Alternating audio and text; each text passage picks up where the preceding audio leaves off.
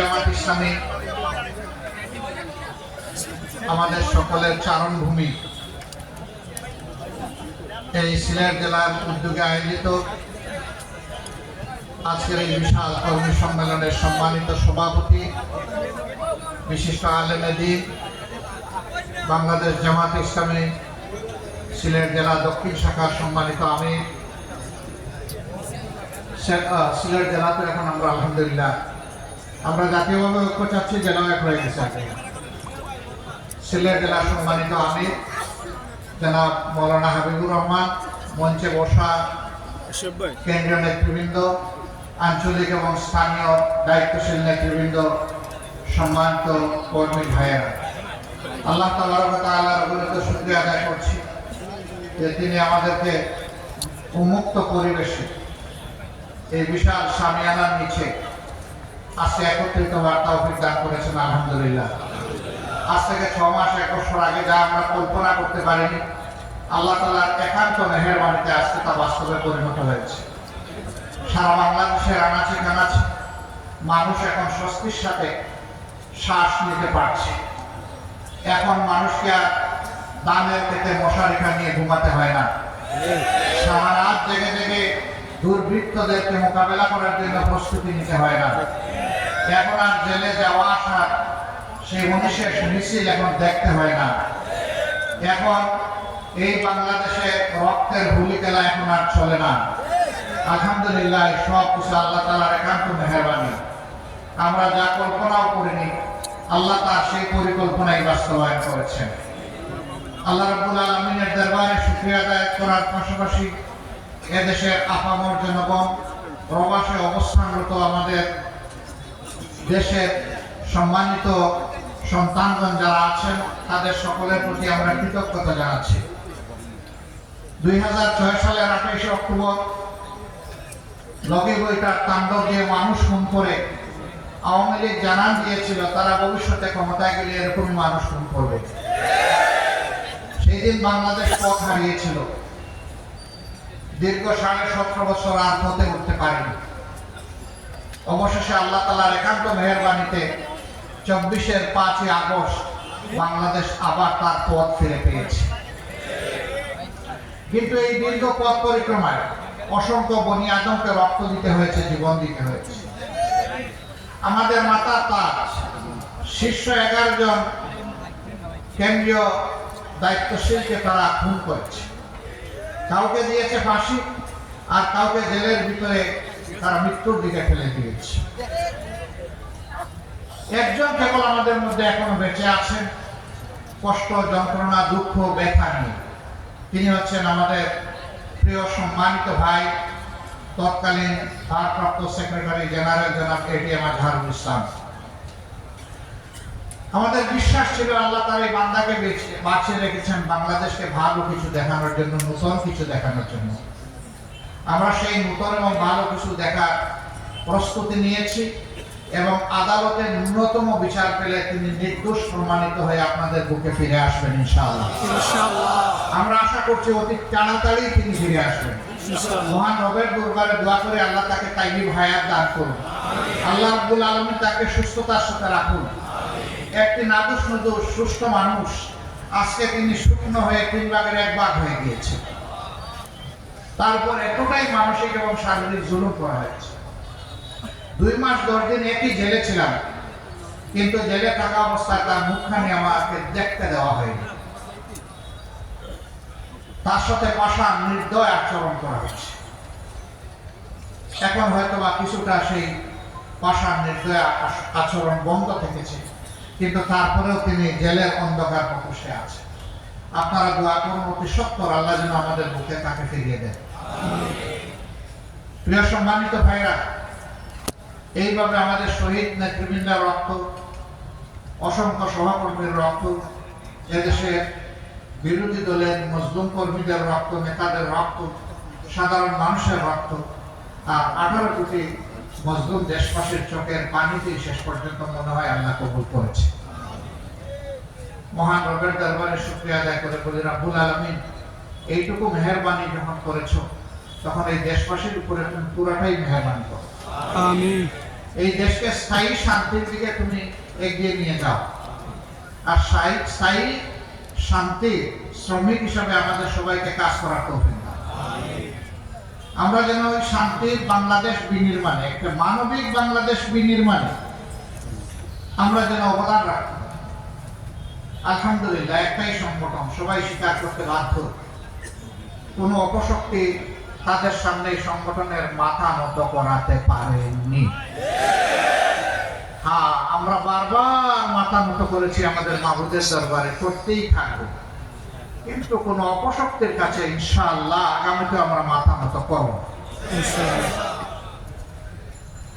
দেশি বিদেশি অনেক ষড়যন্ত্র চক্রান্ত হয়েছে এই সংগঠনের বিরুদ্ধে।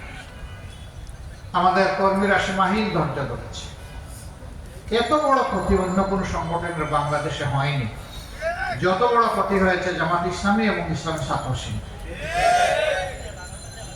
এই সকল ক্ষতির ক্ষত আমাদের অন্তরে ছিল, সেই ক্ষত ছিন্ন বহন করে আগস্টের 5 তারিখ যখন পরিবর্তন আসলো, আমরা সারা বাংলাদেশে প্রিয় সহকর্মীদেরকে এবং দেশবাসীদেরকে আহ্বান জানিয়েছিলাম, শান্ত থাকুন, ধৈর্য ধরুন, প্রিয় দেশকে গড়তে সাহায্য করুন।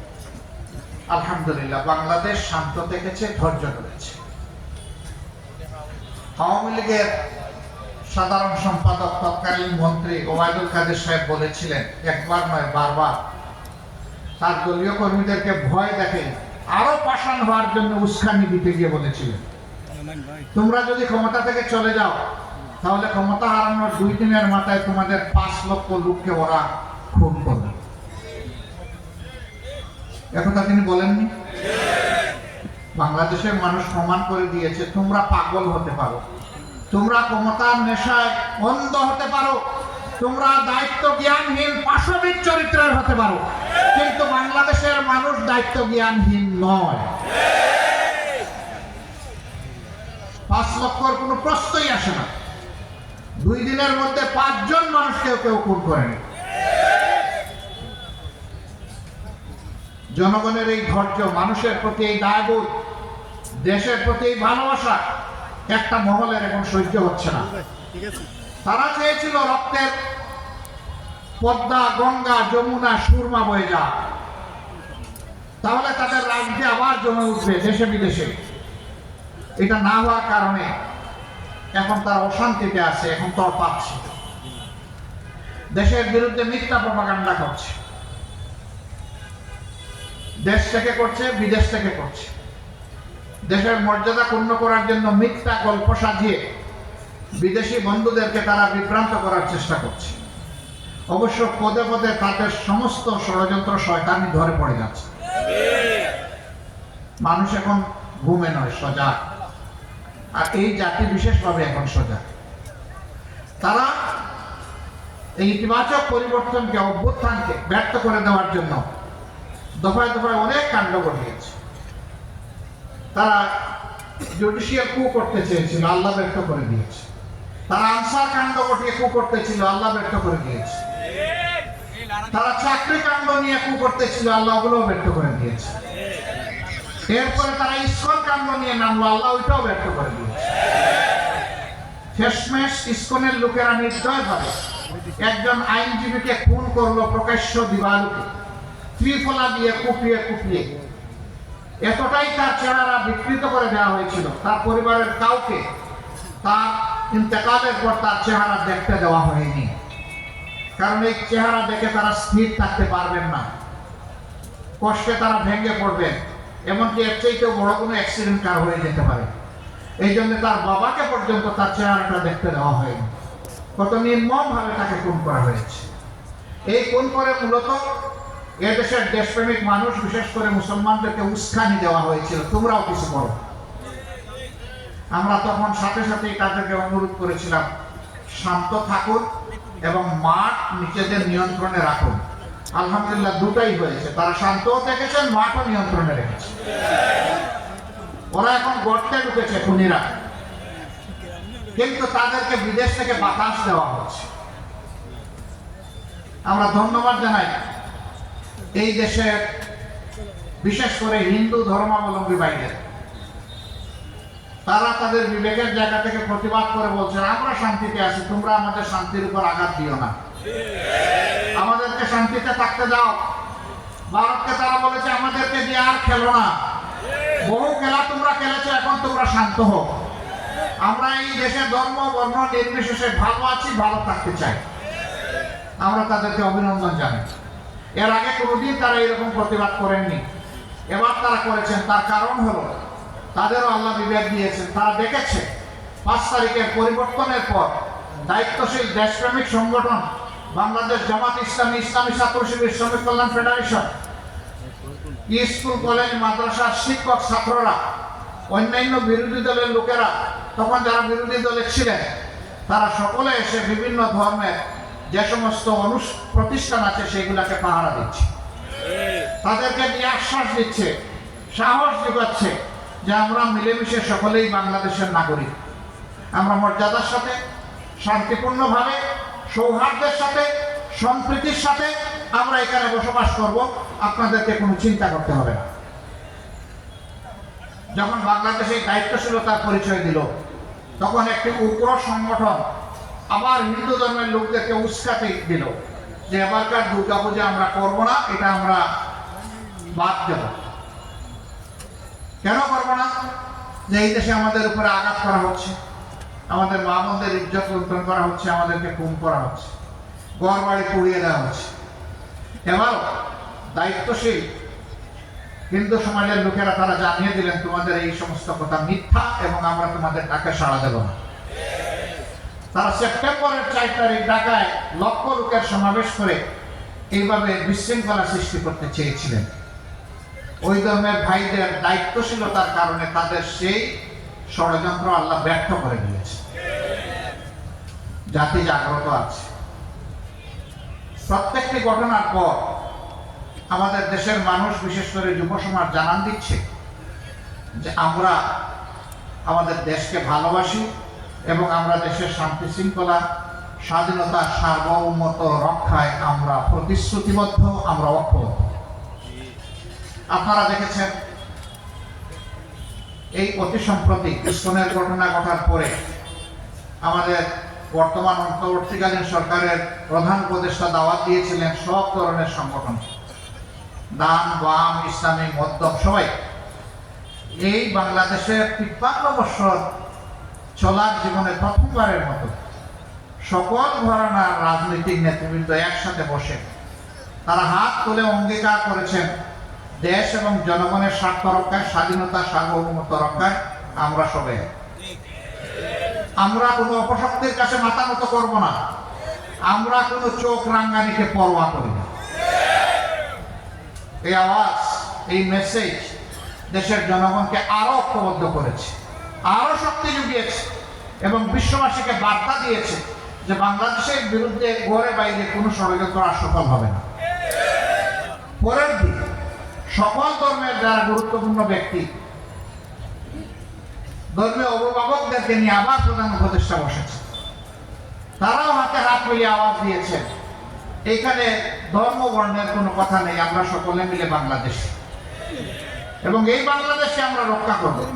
এই বাংলাদেশের বিরুদ্ধে কোনো ষড়যন্ত্রে আমরা পা দিব না এবং আমরা বরদাস্ত করব না। আমরা অভিনন্দন জানাই, মোবারকবাদ জানাই এই অঙ্গীকার ব্যক্ত করার জন্য। তারা কি করেছে, কি করে নাই?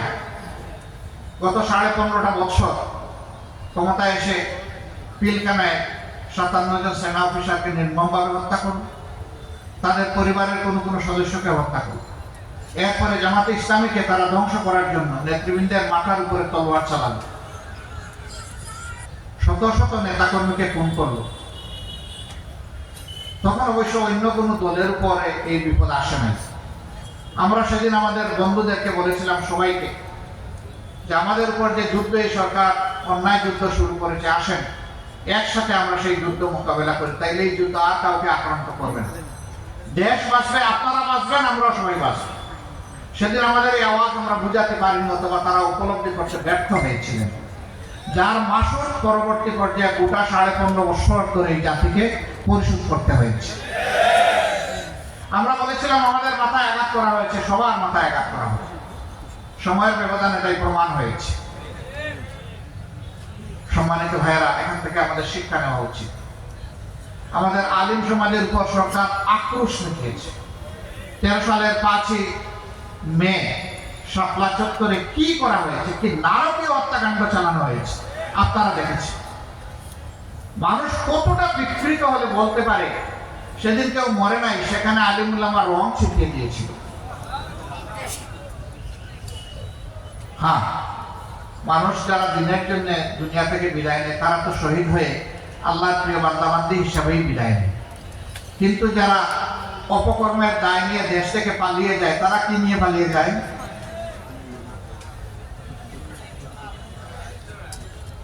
একটা মানুষের মৃত্যু ঠিক এইভাবে অপমানের দায় স্বীকার করে পালিয়ে যাওয়া আরো নিকৃষ্ট। এদের রাজনৈতিক মৃত্যু হয়েছে। আমরা ধারণা করেছিলাম তারা সবক নেবেন আর তারা এই দেশকে জ্বালা যন্ত্রণা দিবেন না, কিন্তু কয়লা তৈলে যে ময়লা যায় না, এটা সাবান দিয়ে ধুইলে যে আরো কালো হয়, কুচকুচে কালো। আমরা সাবান সার্ফ এক্সেল দিয়ে ধুইতেছি আর ওরা শুধু কালো হচ্ছে। ওরা নিজেরা শান্তিতে নাই, বাংলাদেশকেও শান্তিতে থাকতে দিবে না। আমার সম্মানিত ভাইয়েরা, এতটুকুতে যাদের শিক্ষা হবে না তাদের শিক্ষা কবে হবে আল্লাহ ভালো জানে। দেশি বিদেশি অনেকে জিজ্ঞেস করে আগামী নির্বাচনে তারা কি নির্বাচনে আসবে। আমি বলি দেশকেই যারা সম্মান করে না তারা কার কাছে এসে নির্বাচনে ভোট দাবি করে? যারা জনগণের কেনা টাকায় অস্ত্র এবং গুলি জনগণের বুকের উপর চালিয়ে দেয় ক্ষমতায় থাকার জন্য, তারা কার কাছে ভোট চাইবে? যারা নিরীহ জনগণকে খুন করেছে তাদের পরিবারের কাছে গিয়ে জিজ্ঞাসা করুক তারা তাদের এই ধরনের রাজনীতি আর চায় কিনা, এই ধরনের আগ্রাসী দলকে আর রাজনীতিতে দেখতে চায় কিনা। তাদের কাছে গিয়ে জানান, আমাদের কাছে জানার দরকার নেই। আমরা তো বেঁচে আছি, পঙ্গুত্বের কষ্ট নিয়ে যারা বেঁচে আছে, হাসপাতালের বেডে অবশ্যই যারা প্যারালাইজ হয়ে পড়ে আছে, তাদের কাছে গিয়ে জিজ্ঞেস করেন তারা কি। এখন তো বাংলাদেশের মানুষ শান্তিতে আছে, কিন্তু এই শান্তিকে বিঘ্নিত করার জন্য দফায় দফায় চেষ্টা করা হচ্ছে। ইনশাআল্লাহ আমরা আশাবাদী একটা ঐক্যবদ্ধ জাতি সকল ষড়যন্ত্র মোকাবেলা করে সামনে এগিয়ে যাবে ইনশাআল্লাহ। আমরা এমন একটা বাংলাদেশ গড়তে চাই, আমাদের সন্তানদের আশা পূরণের উপযুক্ত বাংলাদেশ। তাদের প্রধান স্লোগান ছিল উই ওয়ান্ট জাস্টিস। আমরা বৈষম্য নয়, বরঞ্চ বৈষম্যহীন ন্যায় বিচারপূর্ণ একটা সমাজ চাই। আমরা তাদেরকে কথা দিচ্ছি, আল্লাহ তাআলার সাহায্য এবং জনগণের ভালোবাসা পেলে আমরা সেই সমাজটি বাংলাদেশ এবং জাতিকে উপহার দেব ইনশাআল্লাহ।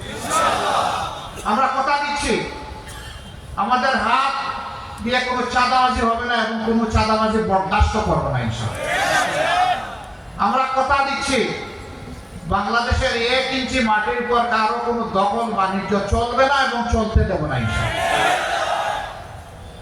আমরা কথা দিচ্ছি সরকারি, আধা সরকারি, বেসরকারি অফিসে বসে কেউ ঘুষ খাওয়ার প্রয়োজন অনুভব করবে না এবং দুঃসাহস দেখাবে না।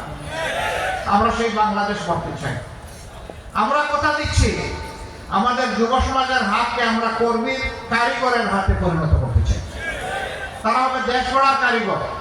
সার্টিফিকেট নিয়ে তারা বের হয়ে বেকারত্বের অভিশাপে কান্নাকাটি করবে না, হাল তাস করবে না। তাদেরকে নৈতিক এবং জাগতিক শিক্ষা এমনভাবে সমৃদ্ধ করা হবে যে প্রত্যেকটা ছাত্র কিংবা ছাত্রী তার শিক্ষার পাঠ চুকানোর সাথে সাথে দেশ গড়ার একজন যোগ্য কারিগরে পরিণত হবে এবং কাজ তার হাতে চলে আসবে। দুনিয়ার বহু দেশে, উন্নত দেশে আছে, শিক্ষাকালীন সময়েই তাদের হাতে কাজ চলে আসে। শিক্ষা জীবনের আগেই তাদের এগ্রিমেন্ট সম্পূর্ণ হয়ে যায়। শিক্ষা জীবন শেষ করার সাথে সাথে কর্মে ঢুকে পড়ে। তারা পরীক্ষার রেজাল্টের অপেক্ষা করেন, অতীতের রেজাল্টকে মূল্যায়ন করেই তাদের হাতে এইভাবে কাজ চলে আসে। আমরা এই ধরনের একটি সমৃদ্ধ, যুব সমৃদ্ধ বাংলাদেশ গড়তে চাই ইনশাআল্লাহ। এমন বাংলাদেশ আমরা গড়তে চাই যেই বাংলাদেশে মসজিদ, মন্দির, চার্চ, প্যাগোডা, মঠ কোন জায়গায় নিরাপত্তার জন্য পাহারা বসানোর প্রয়োজন হবে না, বরঞ্চ ঘরে বাইরে নিজেদের ধর্মীয় কাজে, সামাজিক কাজে, পেশাগত কাজে, সকল জায়গায় একজন নাগরিক পূর্ণ স্বাধীনতা, মর্যাদা এবং নিরাপত্তা ভোগ করবে ইনশাআল্লাহ। এই ক্ষেত্রে নারী পুরুষকে সমান মর্যাদা এবং নিরাপত্তা দেওয়া হবে। বাংলাদেশ জামাত ইসলামী সেই স্বপ্নের রাষ্ট্র যদি গড়ার সুযোগ পায় আল্লাহর কোরআনের ভিত্তিতে, তাহলে সেই রাষ্ট্রে পুরুষের পাশাপাশি আমাদের মা বোনেরা, আমাদের মেয়েরা অত্যন্ত মর্যাদা, গর্ব এবং ইজ্জতের সাথে তারা তাদের দায়িত্ব পালন করবেন, তারা পাবেন পূর্ণ নিরাপত্তা।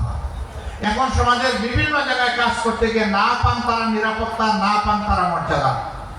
সেদিন তারা মায়ের মর্যাদা পাবেন, সহোদরা বোনের মর্যাদা পাবেন, ঔরজাত মেয়ের মর্যাদা পাবেন ইনশাআল্লাহ। এবং ঘুরে ফিরে আমরা তাদেরকে পূর্ণভাবে মায়ের মর্যাদায় অভিষিক্ত করব। রাসূল করিম সাল্লাল্লাহু আলাইহি ওয়াসাল্লাম সবচেয়ে ঝুঁকিপূর্ণ কাজ যুদ্ধের ময়দানে মহিলাদেরকে সম্পৃক্ত করেছেন, সুযোগ দিয়েছে। আমরা তাদেরকে বঞ্চিত করার অধিকার রাখি না। তারা তাদের যোগ্যতা, দক্ষতা অনুযায়ী তারা রাষ্ট্রের কাজে অবদান রাখে। এই রাষ্ট্রে শুধু মুসলমানরা বসবাস করে না, অন্যান্য ধর্মের লোকেরাও বসবাস করে। আমাদেরকে যিনি পয়দা করেছেন তিনি তাদেরকে পয়দা করেছেন। সুতরাং সেই আল্লাহর দৃষ্টিতে মানুষ হিসাবে তাদের যত নাগরিক অধিকার আছে পূর্ণ অধিকার তারা ভোগ করবে ইনশাআল্লাহ। সেখানে ধর্মের কারণে কোনো মানুষ তার যোগ্য ভূমিকা পালন থেকে বঞ্চিত হবে না। তবে দুঃখের বিষয়, গত 15.5 বছর কারো একটু দাঁড়িয়ে আছে, কে তার পেশাগত দায়িত্ব পালনের সময় নামাজে যায়, তাকে চরমভাবে অপদস্থ, কুণ্ঠাসা এবং তার অধিকার থেকে তাকে বঞ্চিত করা হয়েছে। এই অপকর্ম আর বাংলাদেশে চলতে দেওয়া হবে না ইনশাআল্লাহ। এখানে একটা ফ্ল্যাগ দেখছি, এটা নামান তো। ফ্ল্যাগ শুধু জামাত ইসলামের লোগো সম্বলিত ফ্ল্যাগ এবং বাংলাদেশের ফ্ল্যাগ উঠবে, ভাই অন্য কোনো ফ্ল্যাগ এখানে উড়াবেন। সম্মানিত ভাইয়েরা, আমরা বলছিলাম যে সেই বৈষম্যহীন একটা বাংলাদেশ আমরা গড়তে চাই। এই বাংলাদেশ জামাত ইসলামের রুকন কর্মী এবং সমর্থকরা একা করতে পারবে না। এই বাংলাদেশ গড়ার কাজে সমস্ত জনগণের ঐক্যবদ্ধ সহযোগিতা লাগবে। এমন একটি বাংলাদেশ গড়ার জন্য আসমান থেকে ফিরিস্তা পাঠিয়ে আল্লাহ সরাসরি গড়ে দেবেন না। এই জমিনের মানুষেরাই গড়বে। তারা ভালো পথে এগুলে, আল্লাহ সন্তুষ্টির পথে এগুলে, শান্তির দিকে আগালে আল্লাহ তাআলা তার ফিরিস্তা পাঠিয়ে সাহায্য করবেন ইনশাআল্লাহ। কিন্তু মানুষকে এই কাজে আগাতে হবে। এই জন্য বাংলাদেশ জামাতে ইসলামের কর্মী যারা এখানে এসেছেন তাদেরকে বলতে চাই যে আসুন ওই স্বপ্নের সমাজ গড়ার আগে নিজেকে আগে গড়ি। ওই স্বপ্নের সমাজের যে চরিত্র একজন মানুষের মধ্যে, নাগরিকের মধ্যে তৈরি হওয়া দরকার, আগে আমরা নিজের মধ্যে সেটা তৈরি। আলহামদুলিল্লাহ এই কাজে প্রিয় সংগঠন অবিরত চেষ্টা করে যাচ্ছে, কিন্তু আমরা কেউ ভুলের অর্থী নই এবং ঘাটতির অর্থী নই। আমাদের ঘাটতিও আছে, ভুলও আছে। ভুল আমরা সংশোধন করবো, ঘাটতি আমরা পূরণ করবো। এইভাবে আমরা সামনের দিকে জাতিকে নিয়ে এগিয়ে যাবো ইনশাআল্লাহ। পুরা জাতিকে আমরা ধারণ করি আমাদের। এখানে দল ধর্মের ভিত্তিতে আমরা জাতিকে টুকরা টুকরা ভাগ বিভক্ত করতে দেব না এবং আমরা করবো না। আমরা একটা ঐক্যবদ্ধ জাতি চাই। এই জন্য দল ধর্ম নির্বিশেষে সেই শান্তির বাংলাদেশ, অগ্রগতি উন্নয়নের বাংলাদেশ, ন্যায় বিচার প্রতিষ্ঠার বাংলাদেশ, দুর্নীতি মুক্ত বাংলাদেশ, এই বাংলাদেশ গড়ার জন্য আপনাদের মাধ্যমে আমরা জনগণকে আহ্বান জানাচ্ছি। প্রিয় ভাইয়েরা, নিজেদের জ্ঞানকে আরো সমৃদ্ধ করতে হবে কোরআন, হাদিস এবং দুনিয়াবি জ্ঞানের ভিত্তিতে। তার পাশাপাশি ওই জ্ঞানের আলোকে আমাদের মধ্যে চরিত্র তৈরি করতে হবে। মানুষের কাছে ইসলামের কল্যাণময় এই আহ্বান পৌঁছে দিতে হবে ঘরে ঘরে। আজকে যেহেতু জুমার দিন, আমরা কথা আর লম্বা করবো না, এখানেই আমরা কথা শেষ করব। আসেন আজকের দিনের আমাদের অঙ্গীকার হোক যে আমরা আগামীর বাংলাদেশ গড়নে আগে যে ত্যাগ স্বীকার করেছি তার চাইতেও বেশি ত্যাগ স্বীকারে আমরা প্রস্তুত। আপনারা কি প্রস্তুত? আলহামদুলিল্লাহ। এক ভাই আপনাদের কাছে আহ্বান জানিয়েছিলেন যে ইন্না সলাতি ওয়া নুসুকি ওয়া মাহইয়ায়া ওয়া মামাতি লিল্লাহি রাব্বিল আলামিন বলে আমাদের तमाम সত্তা এবং সম্পদ আল্লাহর হাতে তুলে দেওয়ার আপনারা শপথ নেবেন। এই আহ্বান অধ্যাপক ফজলুর রহমান সাহেব জানিয়েছিলেন, আপনারা সকলে সাড়া দিয়েছেন। আমরা দোয়া করি আল্লাহ তার জন্য আপনাদেরকে কবুল করুন এবং এই আয়াতের হক আদায় করে হযরত ইব্রাহিম আলাইহিস সালামের সাথে আল্লাহ তাআলা হাশরের দিন আমাদেরকে তার সামনে হাজিরা দেওয়ার তৌফিক দান করুন। তিনি আমাদের রূহানি পিতা। আর এই ওয়াদাটা তিনি সরাসরি আল্লাহর কাছে করেছিলেন। আল্লাহ তাআলার এত ভালো লেগেছিল এই ওয়াদা, এর বরকতে আল্লাহ তাআলা তাকে বলেছিলেন মিল্লাতে আবিকুম ইব্রাহিম ওয়া সাম্মাকুমুল মুসলিমিন। সমস্ত মুসলিম মিল্লাতের নেতা পিতা হচ্ছেন ইব্রাহিম আলাইহিস সালাম এবং তিনি নাম রেখেছেন মুসলমান। সেই কিন্তু আল্লাহ হতে পারে, আবার ইব্রাহিম আলাইহিস সালাম হতে পারে, এটা আল্লাহ তাআলা ভালো জানেন, কিন্তু এটা আল্লাহ তাআলার পছন্দের কালাম ছিল। সম্মানিত ভাইয়েরা, আজকের এই আলিয়া মাদ্রাসার এই সম্মেলন সিলেটের চেহারা পাল্টে দেবে এটা আমি বিশ্বাস করতে চাই। আমরা দল মত জাতি ধর্ম পেশা নির্বিশেষে সকলের কাছে প্রাণপণে ছুটে যাব। এই ক্ষেত্রে উলামায়ে কেরামের বিশেষ দোয়া এবং সহযোগিতা আমাদের প্রয়োজন। এখানেও আমরা কোনো ভাগ বিভক্তি করব না। উলামায়ে কেরাম আমাদের মাথার তাজ, তাদের দোয়া আমাদের লাগবে, তাদের সহযোগিতা আমাদের লাগবে। তাদেরকে ইজ্জতের সাথে বুকে ধারণ করে আমরা সামনে এগিয়ে যাব। আল্লাহ আমাদের সহায় হন। আসসালামু আলাইকুম ওয়া রাহমাতুল্লাহ। বাংলাদেশ জিন্দাবাদ, বাংলাদেশ জামাতে ইসলামী জিন্দাবাদ। আলহামদুলিল্লাহ আলহামদুলিল্লাহ। সংগ্রামী সিলেটবাসী, আমাদের সিলেটের মাটির মানুষের একজন নেতা, যিনি বিগত